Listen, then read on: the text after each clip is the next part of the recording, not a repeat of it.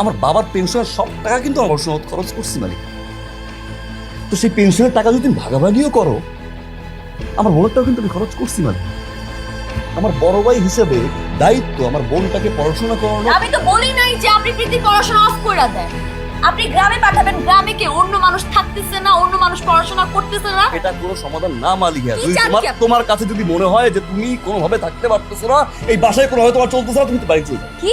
গ্রামে চলে যাও, আর তোমার বাড়ি চলে যাও। হ্যাঁ মানে আমি মানে আমি বলতেছি না তুমি পার্মানেন্টলি চলে যাও।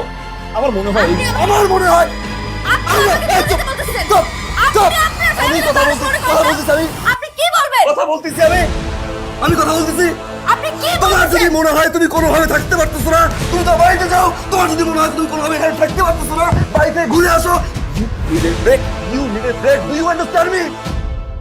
আপনি বাড়ি ছেড়ে চলে হ্যাঁ, যান। তুমি চলে যাও, রাইটটা চলে যাও। আমি পরিবারে কেউ না। এখন চলে যাও। আমার মাই তোর কি মাই চিনি কি মা, আমি এই সংসার